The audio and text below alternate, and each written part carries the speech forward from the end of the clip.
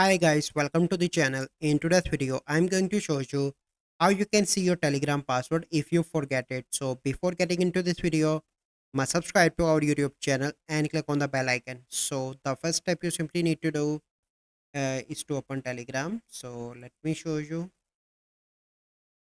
on Telegram and go on to the settings. But as you can see that in setting there is no option to see password. So you simply need to go back and click on Gmail. Here you need to click on your profile picture on the top right, click on Google account.